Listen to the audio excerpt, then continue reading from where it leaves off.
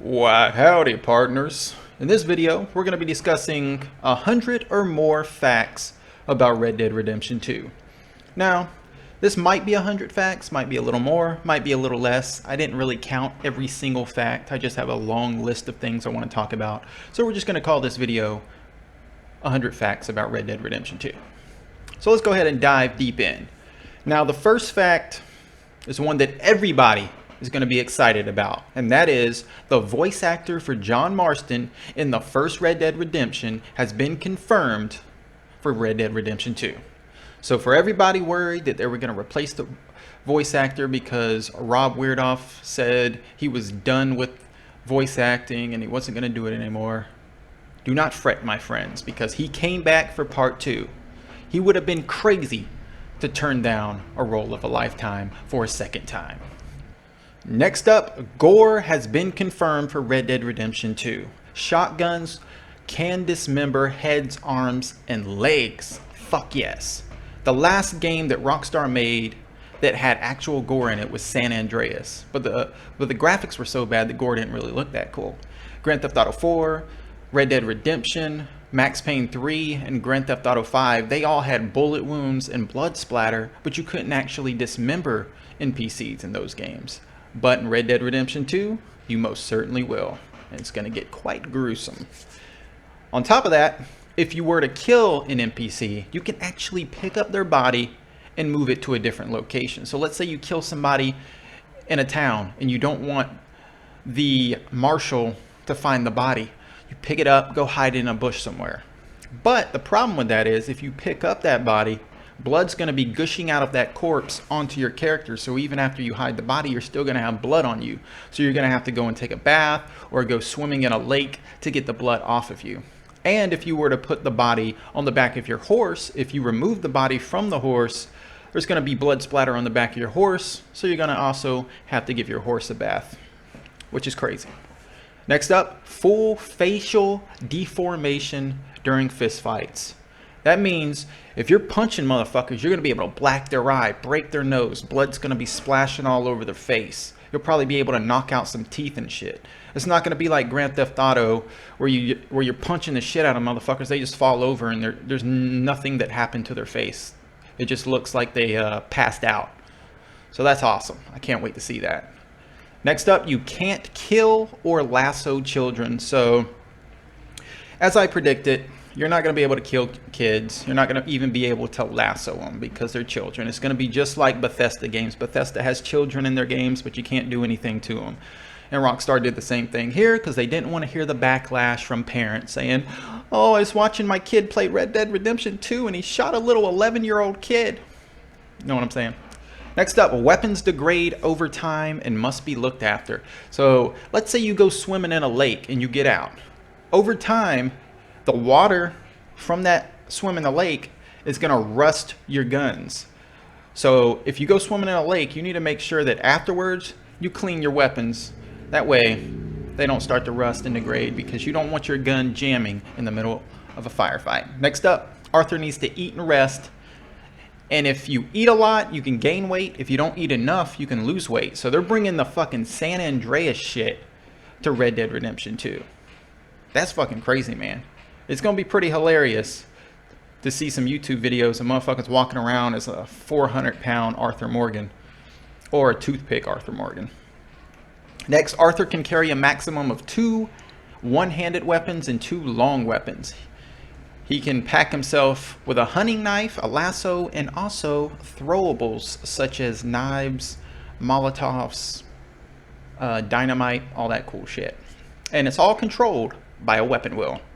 And dual wielding is in the game, but it's an unlockable skill. So you're going to have to play through the game a little bit in order to unlock the ability to shoot 2 6-shooters at the same time. Bonding with your horse unlocks new moves, which we already knew. The higher your bond with your horse, the more you have control over it. So you can do like that cool 360 drift from the first gameplay trailer. There's going to be legendary animals. I don't know what that means. There might be a unicorn in Red Dead Redemption 2 somewhere that you can find. That's the only thing that makes sense. Like what the fuck else would be considered a legendary animal? Next up, horse testicles change size depending on the goddamn temperature. Like, did they really have to go through that? Did they have to fucking get a person and be like, yo, we're gonna need horse testicles to shrink if they're in the cold and get massive if they're in the heat? Come on, man. Like, nobody's gonna be paying attention to that. I mean, what sicko would? Like, oh man, they're just gonna be staring at the horse balls the whole time waiting for them to drop. Something else cool is there's 5 levels to the Deadeye system this time. In the first Red Dead, there was 3 levels. This time there's 5. And one of the levels allows you to choose vital organs in NPCs and animals. So you can target the brain, the heart, probably kidneys, probably testicles, you know, some sniper elite type shit. And I can't wait to fucking reach whatever level that is and try that shit out. Next, you get a camera from a side mission, and you get to keep it the rest of the game, and it can be used to take photos and selfies. Now, it's not like in Spider-Man or these other games where you have like a selfie, where you're just holding the camera in your hand. It's more like one on a tripod, so you set it up, and it captures your whole body. So that's going to be pretty cool to see all the different photos people end up taking. Next, swimming is confirmed, so no more drowning in a half a foot of water like we did when we were playing as John Marston. You can take on bounties just like in the first game. That's going to be fun. You can rent a room in hotels. There you can rest, eat, bathe, and so forth. Now, while bathing, a prostitute can knock on your door and ask you if you want the premium service. If so, she'll start washing your genitals, bro. They said that there is no full nudity, but it's still pretty explicit, so for all you pervs out there who wanted to see Arthur's ding dong, you're probably not going to be able to do so. Next up, Arthur's facial hair on his head grows in real time. And if you just go a whole game without going to a barber shop, you could probably end up looking like somebody from ZZ Top. Now, if you don't want any facial hair, you can just shave it all off at your camp. Or if you want a specific style, you'll have to actually go into a town, to a barber shop, and you'll be able to get handlebar mustaches, some cool sideburns, a goatee, whatever you want. It's not like GTA 5 though. You can't have no facial hair, go into a barber shop, and expect to get a cool mustache or a cool beard. Next up, if you don't eat or rest, Arthur will suffer from fatigue. So they've added some slight survival mechanics to the game where if you don't eat, if you don't rest, Arthur will become visibly fatigued, meaning you'll be able to start seeing him actually get tired. He'll start slumping over more as he's walking and running. You won't be able to run as long. Your stamina bar will start draining quicker. So you're going to have to be sure to let him rest at either motels or brothels or at the camp or at your campsite. I'm pretty sure campsites are coming back from the first game, so you'll be able to have him rest there. And you're definitely going to want to go to general stores, get you some little snacks to eat throughout your journey. Bodies of downed enemies are marked as a small X on the minimap, so you can find them and loot their corpses. You know, in case a big shootout happens, you don't want to have to just run around searching for bodies. You're going to actually be able to see exactly where they're at. Similarly, I can never pronounce that word properly, killed animals are marked with a paw print on the minimap. Fellow gang members will also loot downed bodies, so you have to move fast or they'll get all the extra cash and ammo. So maybe you can like kill them all, and then if you see one of your fucking gang members running up on a body to try and get the cash, you just fucking go and start a fight with your gang member. That'd be pretty kick-ass. If you lose your hat, it will appear as an icon on the minimap. So if you get into a shootout, your hat gets knocked off, and then you like run to the far end of another town to try and kill everybody, and you want to get your hat back, it's going to be marked on your minimap. I'm a stutterer. You can also wear animal carcasses as a hat. So it's going to be similar to Metal Gear Solid 3 Snake Eater. You know how you could kill a crocodile in that game and you could chop it up and wear it as a hat? That way you could creep around in the lakes and sneak attack motherfuckers. Oh, that is going to be so awesome. I'm hoping we can wear an alligator hat. Outfits are customizable to an insane degree.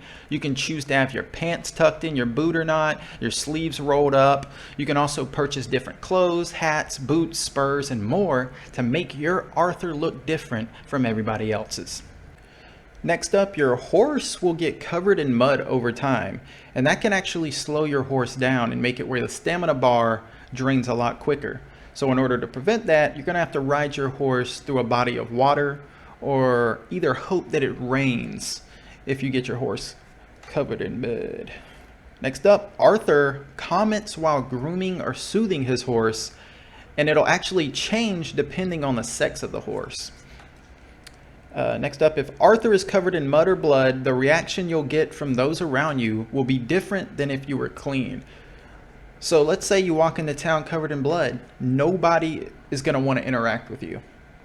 People are going to think you're a fucking psychopath. You try and walk up to somebody, start a conversation, they're going to be like, get the fuck away from me, you fucking sicko. If you walk in covered in mud, they're probably going to be like, oh, you're disgusting. Go take a bath before you try to talk to me. But if you walk in clean, everybody will probably be like, wow, you look nice. Let's have a conversation. Next up, snow on Arthur's clothing will eventually melt, mud will harden and wipe away, and blood will dry. So that shit is real cool, man. Now, if you hold the trackpad to turn on the cinematic camera, you can set a waypoint and hold X, and your horse will automatically go to the destination. Or you can just move around at your own leisure. But it's pretty cool because I heard that when you go into the cinematic camera, the little black bars come in and you can like click a button to change the camera angle, and you just hold down X and then your horse just keeps riding towards your destination. You don't have to deal with it. So it's like watching a really cool cutscene from a fucking old Wild West movie. The composer Woody Jackson from the first Red Dead is returning to also do the soundtrack and background music for this game. Now, if you tap R2 rapidly, you can fire from the hip. So you can basically fan your gun in the game without going into Deadeye mode just by tapping R2 rapidly. And if you double tap L1, Arthur will put his gun away in like a fancy way. He'll like spin it around his finger like you've seen at the very end of the first gameplay trailer. I'm gonna be doing that shit all the time. Next up, Arthur will shield his eyes just before a dynamite goes off. Now that's not the only time he'll shield his eyes. I also read that if there's like a storm happening, he'll actually put his arm up, pull his hat down so that rain and debris and shit won't fly into his face, which I thought was pretty cool. Horses poop dynamically, so that's like the best feature in the game other than the fucking different size of the testicles. So you're just going to be walking up and down the road, and then all of a sudden you're just going to hear and you're just going to see a big pile of poop right behind your horse. The entire game can be played in first-person mode, so it's going to be just like GTA 5 on the current gen consoles and the PC. The HUD is customizable, so you can remove everything on your screen and make a more immersive experience. And you can even change the size of certain things like the mini-map. You can check the time and temperature by pausing the game or pressing down on the D-pad. There are a lot of weapon crafting options. So you can craft Molotovs, you can craft improved ammunition for guns, you can even craft improved arrows for your bow, such as small game arrows and fire arrows. Hell yeah. You can also go to a gunsmith and upgrade your rifles and your 6-shooters. So you can get longer rifle barrels, you can add iron sights, you can even get engravings in the size of your weapons to really make them stand out from the pack. Items can be purchased at general stores by just walking around and picking them up off the shelves. Or you can go up to the counter and there's a big book on the counter at all these different stores that you can just go through. And in the book, there's pictures and there's also information about each item that the store owner is selling. So you can just purchase items that way. And I think that is fucking amazing. You can also visit stables to customize your motherfucking horse. You can switch out its saddle, blanket, stirrups, the saddle horn. You can change the style of its mane and its tail. You can either make it short, make it long. You can even add braids or motherfucking dreadlocks. How crazy is that? You know what I'm gonna do? I'm gonna give my horse dreadlocks on its tail and its mane, and I'm gonna call that motherfucker Marley. Bob Marley. You know what I'm saying? You can store horses in stables in case you need a backup horse. Because if your horse dies, that's it. It's not like GTA where you have an insurance rep who can get you another one right away. Like in this game, horse death is permanent. So if you got a really good bond with a horse, you better watch out. You get into a firefight, you better tell that motherfucker to flee, which is something you can do in this game. If you get into a heated situation and you're worried your horse is going to die, you can actually tell your horse to get the fuck out of Dodge. Next up, clothing is going to have an effect on your character. So you want to make sure you dress accordingly. So if you're up in the snowy mountains, you're not going to want to wear Daisy Dukes and a tank top. You're going to want to wear thick pants, an undershirt, a thick jacket, and some gloves. That way you don't freeze, because if you start freezing, it's going to affect your character's health and his stamina. Same for if you're in the desert. If you're in the desert, you're not going to want to wear the same shit you wore when you were up in the snowy mountains. Get what I'm saying? Next up, loot that Arthur discovers will sometimes be split between him and the camp, which is understandable. A red wanted bar flashes on screen when you attract the attention of the law. The color drains away as you get further away from the lawmen, which is the same as GTA. Putting a bandana on during a crime and then taking it off after the crime will make the wanted meter drop faster, but only if you're out of the search radius. You can pay off your own bounty by visiting the nearest post office during the day, similar to the first Red Dead. And if you get a bounty on your head in town and then you clear your name by paying it off, townspeople will still remember anything that you did. So if you robbed a bank in, let's say, Valentine, and then you paid off the bounty, when you go into Valentine, most of the people there probably aren't going to care for you. They're going to talk shit. They're going to spit on you. They're going to say, get the fuck out of here, you piece of shit. Sure, you paid off your bounty, but that still doesn't take away the fact that you fucking robbed a bank and probably murdered some people. Next, there's a Victrola at camp, and certain NPC companions will serenade you with a song. What? That is cool, man. Just gonna go to camp and all of a sudden you'll get a girl or something just walk up to you and like, Arthur Morgan, you are important. Thanks for helping out. All right, enough. If you leave bodies of animals where you killed them, they'll attract scavengers, and carcasses will decompose over time, which is something we learned back in March when they were doing all the different previews. Opossums actually play dead in this game. I was watching a video from Jarrett Petty, Red Dead Radio. He said he found a dead carcass, and next to the dead carcass was a dead opossum.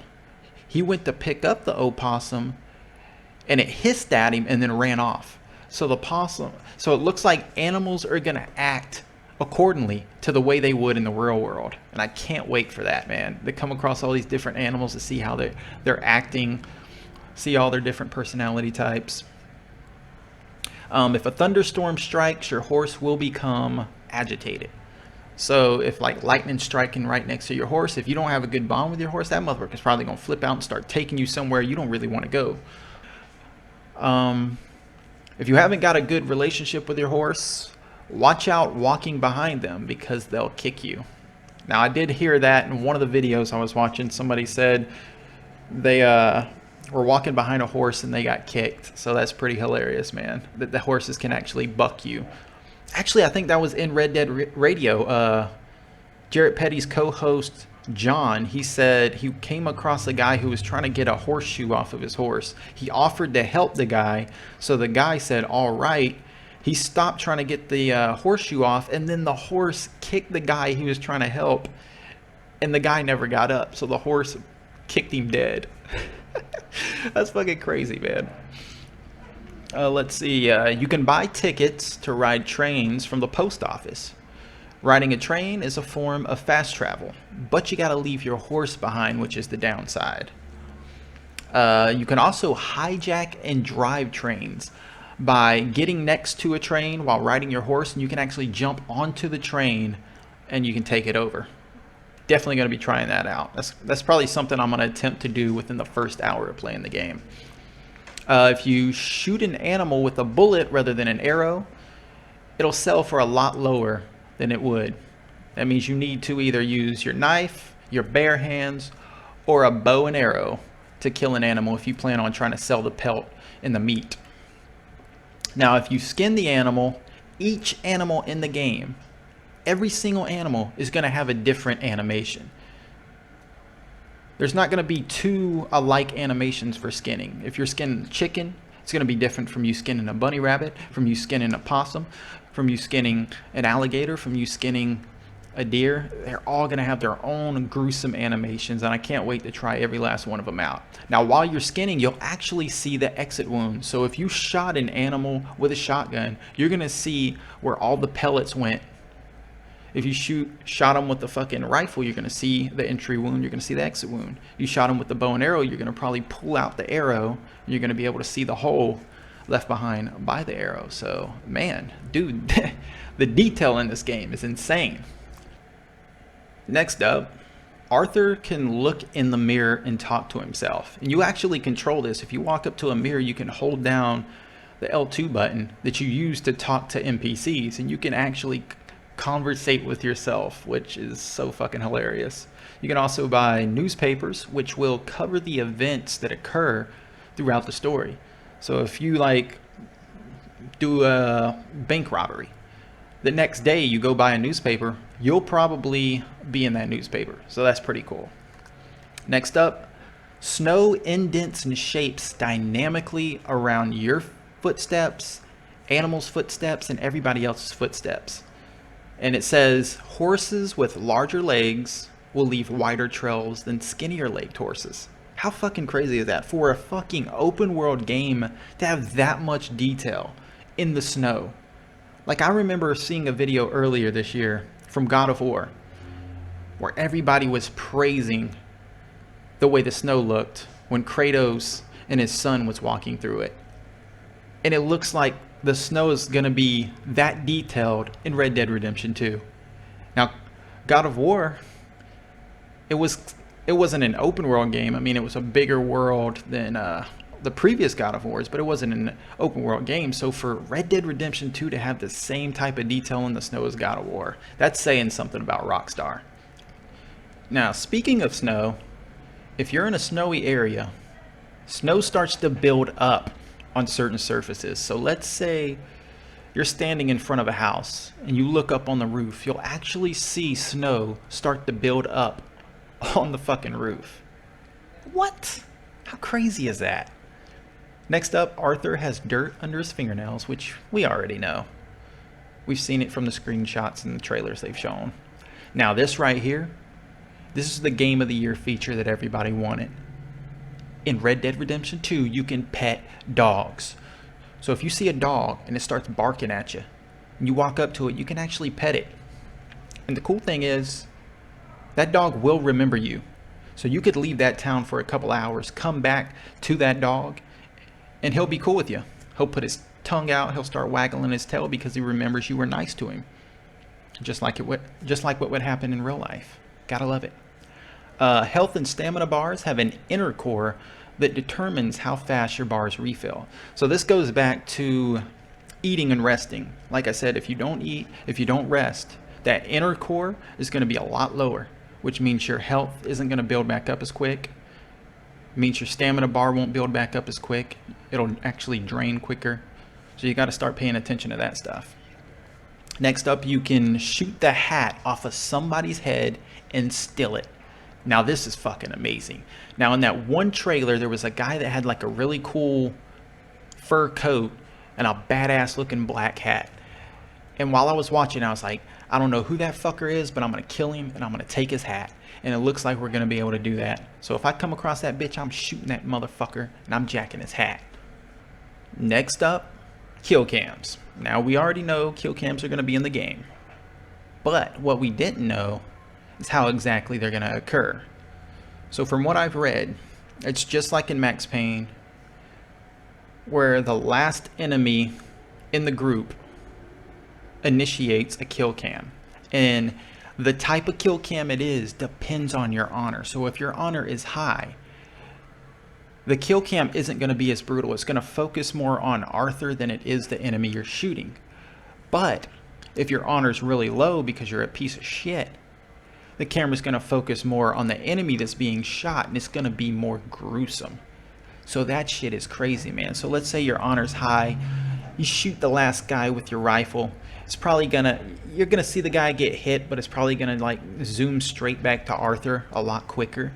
But if your honor's really low and you shoot the guy, it's gonna follow the bullet. It's gonna fucking splash in the front of his face, blow out the back of his head. You're gonna see the blood and brain splash everywhere. It's gonna be crazy, man. And I think that's gonna make it hard for a lot of people to want to be honorable. I think people are going to want to see the gruesome kill cam, so they're going to probably want to be dicks and play the game viciously just so they can get those cool kill cams. That's definitely what I'm going to do. Next up, the honor system is intricate. Most of the honor shit won't be easily apparent, but it gives an example here. It says killing an O'Driscoll, I don't know what that is, but it says it's one of the rival gang members, won't be considered dishonorable. But if you escalate the conversation before killing them, it will be. So if you're killing a bad guy and you just kill him right away, boom, that's it. It won't be considered dishonorable. But if you escalate the conversation, which means like you keep talking to him back and forth, back and forth, back and forth, and then decide to kill him after having a conversation, it's dishonorable. Because I guess you're like giving this guy a sense of hope, like, oh, he's talking to me, he's not really going to kill me, and then you still kill him. I guess that could be considered a dishonorable act. Next up, Arthur physically moves dead bodies and reaches into their pockets to loot them. So no more of just patting the top of their body and grabbing what they have. You will actually dig your hand into their pockets and their jackets, whatever, grabbing their pocket change or their bullets or whatever the fuck they're carrying on them, which is really cool. Next up, an eagle eye system is used to track and hunt animals. If you activate it, it'll show the scent coming off of your body, which animals use to track you down. So you're basically following your own scent to the animals, which I don't know, that's kind of weird. That don't really make sense. I don't know if they miswrote this or not, but why would you follow your own scent to track an animal down? I don't know. I think they might have miswrote this. Because it would make more sense if you're holding it down. You're going to follow their blood trail or their scent, not your own. I don't know what the fuck that is. But anyways, next, your camp runs on a schedule. So, like, if you go to camp in the morning, you'll actually see members walking out of their tents and shit, wearing long johns, drinking coffee, and all that shit. But if you go at night, late at night, everybody's probably going to be sleeping and you'll just be walking around the camp by yourself. And then finally, just like with strangers you meet around the world, you can antagonize your own crew members at camp. But if you do that, other camp members will take notice and comment on it in the future. So that's pretty crazy, man, because you'll be able to walk around and antagonize all the different NPCs in the world. You'll be able to beat them up, rob them, be really nice to them, and you're going to be able to do the same thing at your camp. And I'm going to be the biggest dick ever to Bill. I swear, dude. Fuck Bill. I'm going to treat him like complete and utter shit. But I'm going to treat John Marston with the utmost respect because I love John Marston. I don't want to be a dick to him. I want him to be my buddy in the game. I want to open up some cool dialogue options with John Marston. I want to see where I can take that relationship. Alright, so the final thing I want to talk about before I end the video is probably the feature I'm most excited about in Red Dead Redemption 2, and that is your actions have consequences. Whether the consequences be positive or negative or small or massive, things you do in this world affect this world and the people that you come across. Now I'm going to read you a snippet from Polygon's article where they talk about a positive effect Arthur had on the world. So they say they walked into Valentine. When they approached the gunsmith shop, They noticed two men in conversation on the porch. Arthur walked up to the pair, and one of them said to the other, "Hey, this is the guy I was telling you about." The man explained to his friend that after he was bitten by a snake the other day, I had come across him and had saved his life by sucking the poison out of the wound. Now they say presumably somebody playing the game before them on the same save file did that. But then it says, then he told me that I could walk into the gun shop and grab one free item as a token of his gratitude. So this means if you were to save somebody that you come across out in the world, you might come across them later in the game. Might be an hour later, might be 12 hours later in your playthrough. You never know, but you might come across them again, and they might hook you up with, some free clothing, free food, free weapons. I mean, there's all sorts of positive outcomes that could happen by being nice to somebody and saving their life. Now, if the person playing was Arthur and came across the guy who got bit by the snake and just let him die, this wouldn't have happened. Or if Arthur would have came across him, shot him, and robbed him, this wouldn't have happened. So it just lets you know that, NPCs you come across in this world, they're not just there for you to beat up or shoot. They're living their actual lives. They have problems just like you have problems. And if you help them with their problems, they can help you in the future. And the possibilities are endless in this game, man. With all the different NPCs, all the different interactions you can have. Everybody who plays this game is going to have a damn different experience. I mean, this is going to be crazier than Fallout 4, Grand Theft Auto 5. Like in those games, everybody would have different experiences, but this one is really going to take that to another level because you can interact with every single NPC in the world, and everybody isn't going to interact with the same NPCs. So everybody's going to have different stories to tell, man, and this game is going to be glorious.